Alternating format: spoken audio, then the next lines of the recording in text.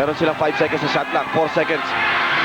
Tira ni Redfield, wala. And Redfield, I think, has missed 3 shots. Oo, sunod-sunod na mintis na. Siguro, bigyan naman yan chance yung iba. Oy! Ang pasa, yung pala. Yung pala. Si James for a 3-point basket, wala. And Jaworski for the big rebound. Ibinigay kay Locsin sa ilalim.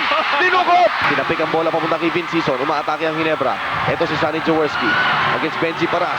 Behind the back, wrap around to Vince Season. Ang kanyang tira, wala. Tip in ni Marlo Aquino. Napulupot. Ito si Benji Paras. Pumunggo sa 3 tao. Pumilit sa ere. At nako, si Noli Locsin. Sabi ko sa inyo, scoring conscious yata dito sa game na ito. Nasa Akala gilid. ko, nagiba. Nagiba yung depensa ng Shell do sa tira na yon. Medyo Henry James. tulog nga sila dahil open na open si Henry James, no? Walang tao sa harap. Benji Paras, umatake, tumira, wala. Yun. At Robert Jaworski. Sino may sabi sa inyo 50 anyos na yan, nakakatalon pa yan. Oy! Ba, ang pasa naman niya, hindi nakahanda si Marlo Aquino. And Benji Paras, straight to the basket, ipinakita na kahit na alanganin ng pwesto, nakukuha niya ang bola at maisushoot niya yan. Yung sinasabi nilang hindi panalo ang muka. Tumira na naman si Marlo Aquino, ngunit nando si Benji Paras for the defense. Ito si Benji Paras, chinali si Jaworski, ato si Jojo Lim, at foul ang itatawag kay Marlo Aquino. Let's bring our hands together for the country's newest sports hero, Atlanta Olympic silver medalist, Mansueto Velasco Jr. The entire nation is proud of you for showing the whole world the innate talent and the courage of the Filipino. So if we would have to do this one more, in our eyes, the Velasco silver medal will forever glitter like gold. Mabuhay ka, Mansueto Velasco Jr.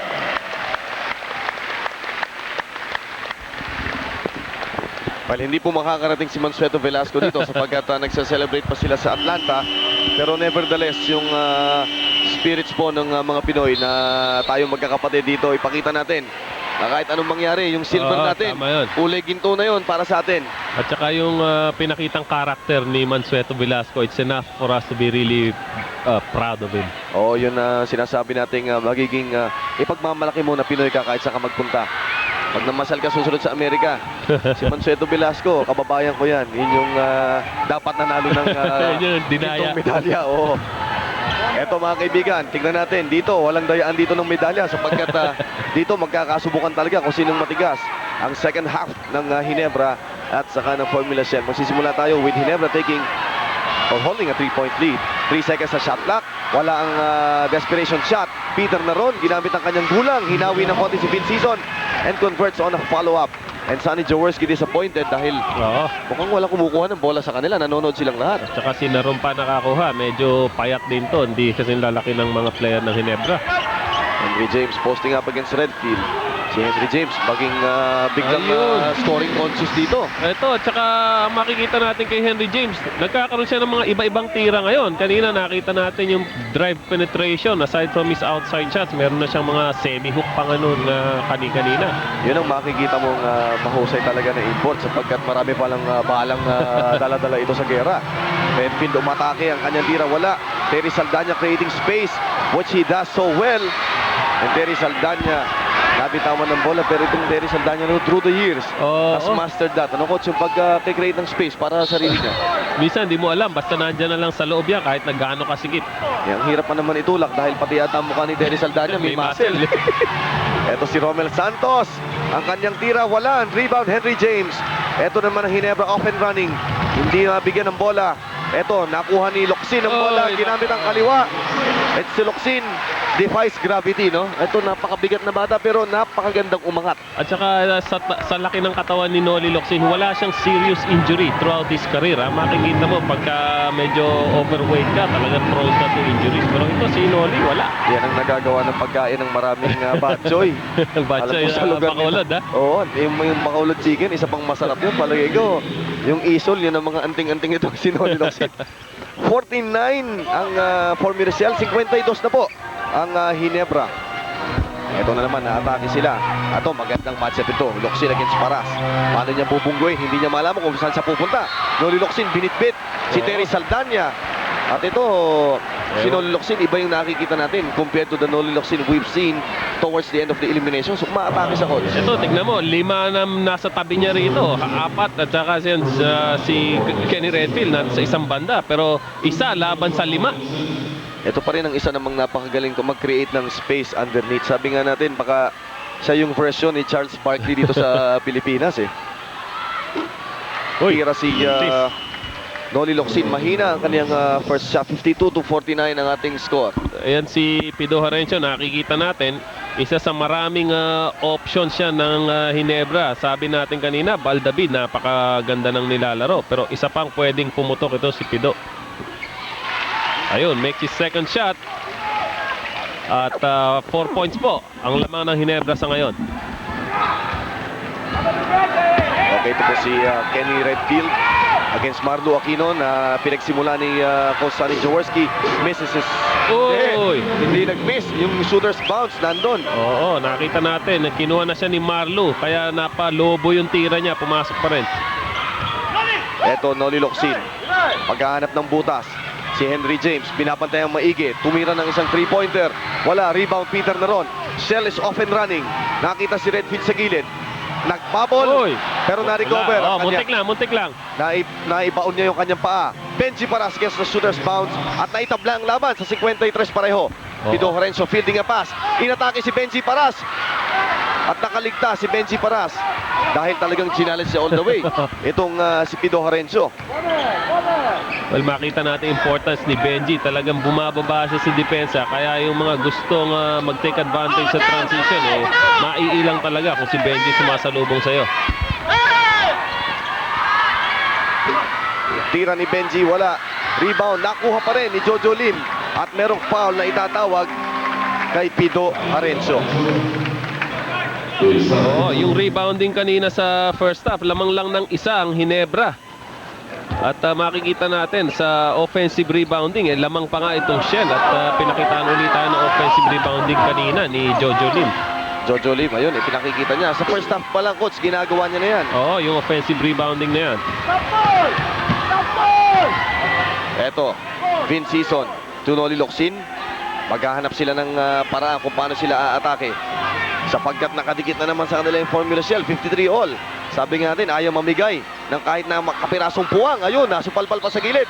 At si Terry Saldana, nakapulupot. Si Marlo Aquino sa kanyang parang pugita. Tatawagan ng foul si Terry Saldana.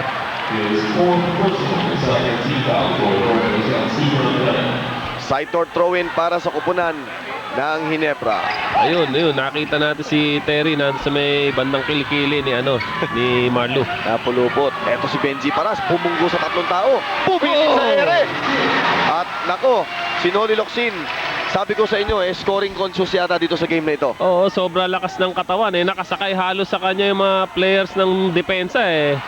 Inaangat pa rin yung bola. 55-53. Eto si Peter Naron, dumaan sa baseline. At si Pido Harencio, sinubukang i-challenge itong si Peter Naron. Peter Naron.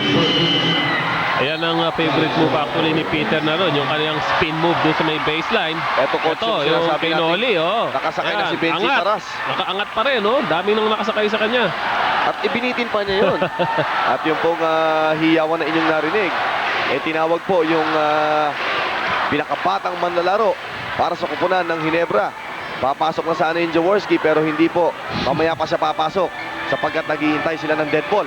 Ibinalik ang bola, hindi itinuloy ni Henry James. He had a steal. Oo. Pero parang yung extra effort para habulin ang bola, hindi niya itinuloy.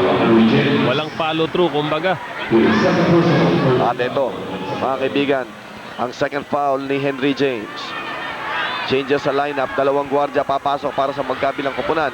Si Sonny Jaworski para sa Hinebra at si Ronnie Magsanok para sa Panig. Ayan, makikita nyo, si Jaworski pumasok, kasama si Ronnie Magsanok. At yung matchup nila dates back to the Ultra days. Matagal-tagal na nakikita itong dalawang ito.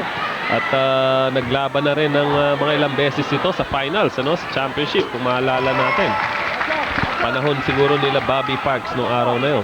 Oo, lalo na yung pinira nung si Rudy Distrito, yung sa nakahiga. noong 1991. Oo, nakahiga sa gilid. Nagiba yung depensa ng Shell doon sa tira na yon. Medyo Henry James. tulog nga sila dahil open na open si Henry James no. Walang tao sa harap. Walang nakaabang. Wala nang pick na ginawa. Samantala, foul ang itatawag. Henry James na naman ang tatawagan. Yan ang kanyang ikatlong personal foul dito sa ating laban. Ito yung pinanata na 3-point basket no? Na triple B conversion na nothing but net. Si Ken Redfield. Yung kanyang tigil, atake tigil. Tinapik ang bola papunta kay Vince Sison. Umaatake ang Ginebra. Ito si Sonny Jaworski against Benji Paras. Behind the back wrap around to Vince Sison. Ang kanyang tira wala. Tip in ni Marlo Aquino. Yun ang delikado kay Marlo. Pagka hindi mo siya i-binax out, kahit na maganda position mo sa lakit, sa haba ng mga galamay niya, maaaring siya pa makakuha ng bola. So kailangan talaga itutulak mo papalabas si Marlo pagka may rebounding situation. Ginebra tayong the biggest lead of the ball game at 5 points. Traveling si Ken Redfield.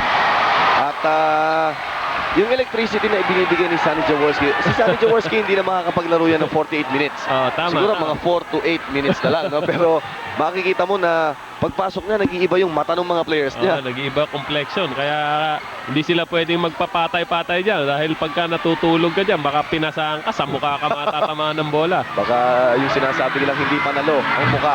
Tumira na naman si Marlo Aquino. Ngunit nando si Benji Paras for the defense. Ito si Benji Paras. Chinali si Jaworski. Ato si Jojo Lim. At foul ang itatawag kay Marlo Aquino. Pero nakita mo yung pag-atake rin ng Formula Shell. Alam nila na parang yung last 2 plays na-intimidate sila. Gusto nilang bawiin yan. Pero bago sila bumawi ng patuluyan, meron po kaming timeout. It's slingshot time with Mobiline.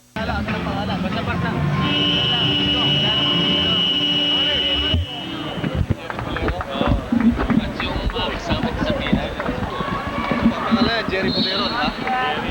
Parang sa Bolero ba yan? Sa pila yan.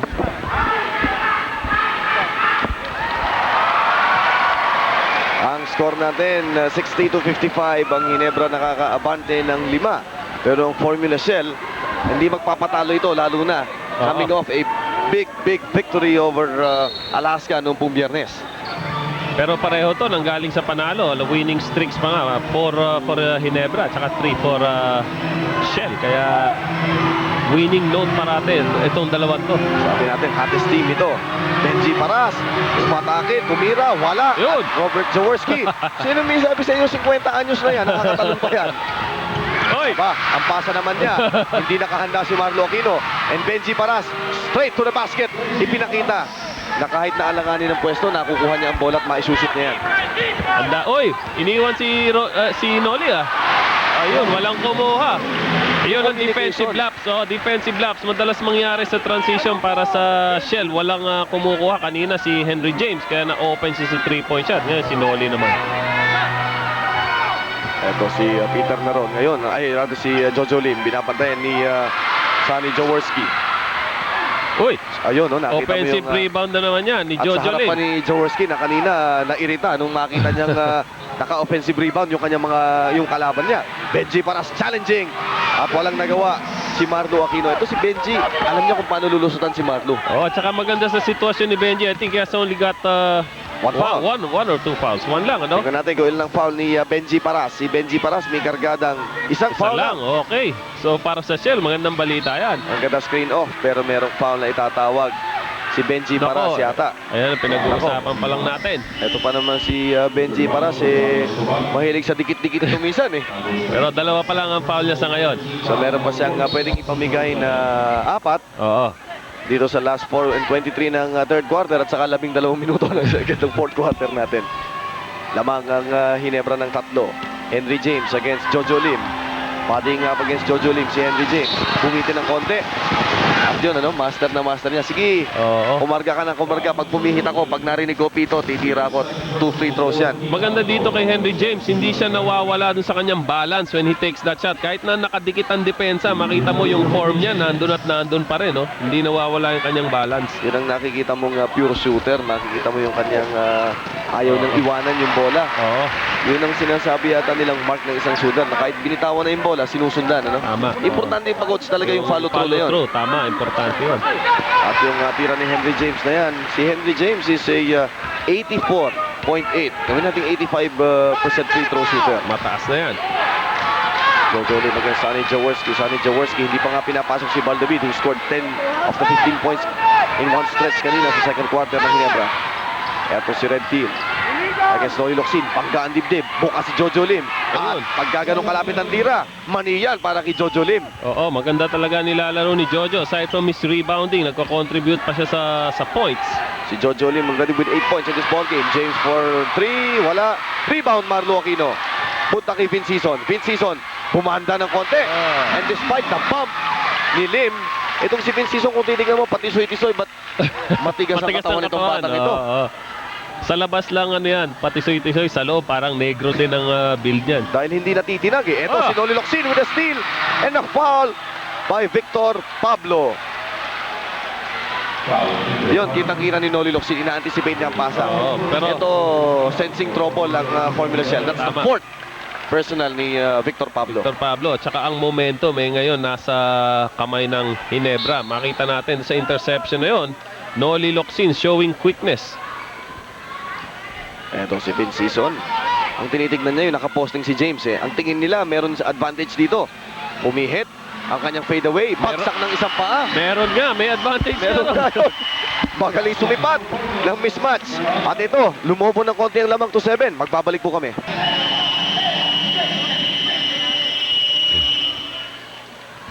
Mark, sino nagpagalit?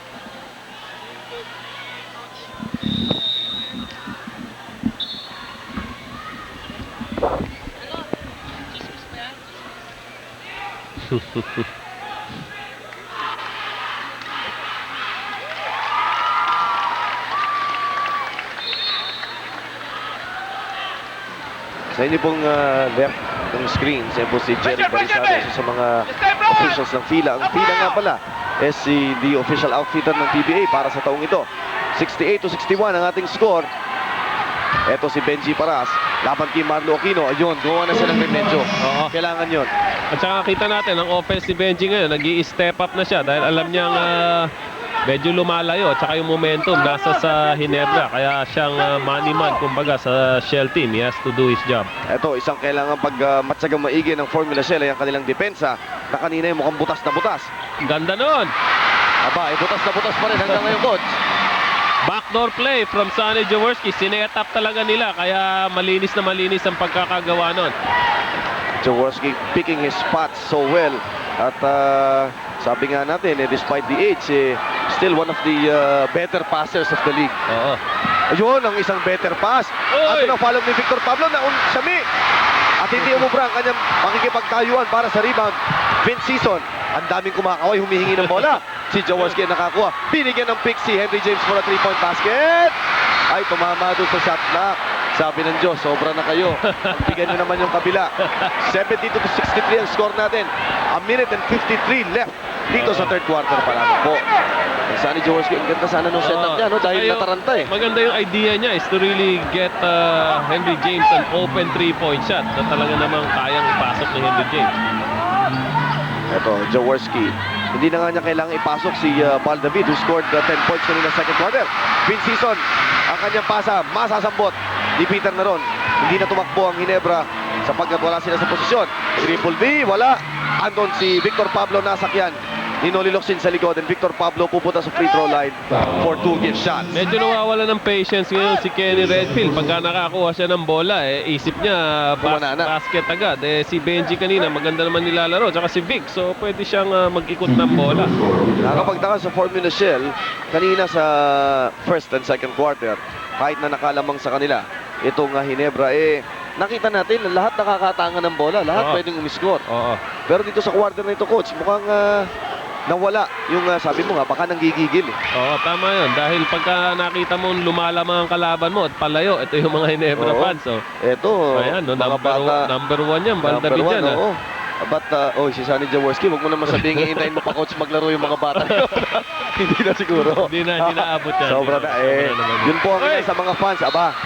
Hindi po yan ang the best way to win ball games. That's the easiest way to lose ball games. Ipapasa mo at pamimigay mo. Masama nun, yung inbound dito pa sa halos sa gitna ng court, ano? So nagkamali si Marlo.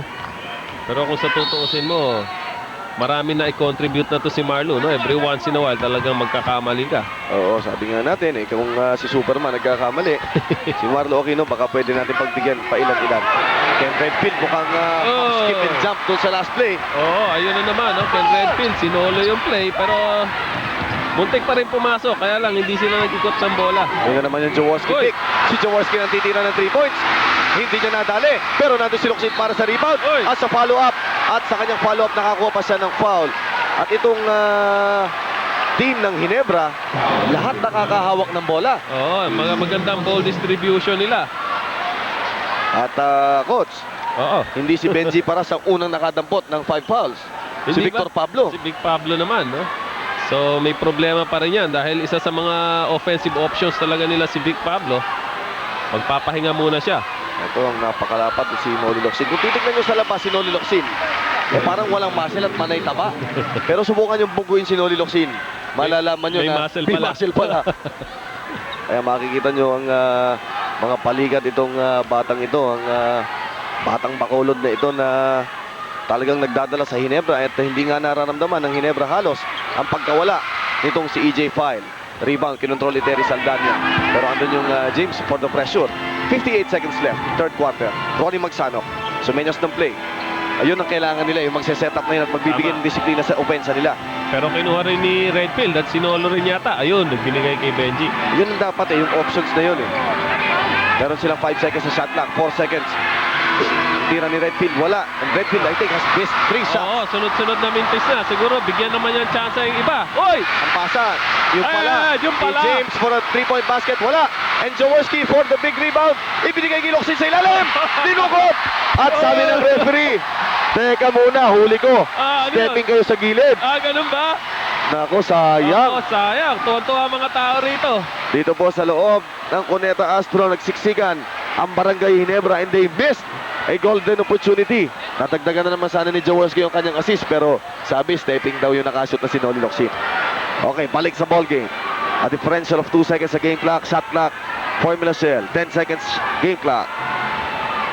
Ronnie Magsanok umatake. And Vince is on giving up a foul which would mean 2 free throw shots para kay Ronnie Magsanok. 6 seconds pa yan. So after Ronnie's shot, may chance pa sila. A good opportunity to still get a good attempt for the basket. 71-65 ang ating score. Ang oras inyong nakikita, itong si Ronnie Magsanok po, one of the better free throw shooters, if not the best free throw shooter around dito sa ating liga. At nakikita niyo yung kanyang tira na walang tinamaan, kundi yung dulo ng net. Oo. At si Ronnie Magsanok, 1 point, naka-isot ito ng more than 50 free throw shots consecutively.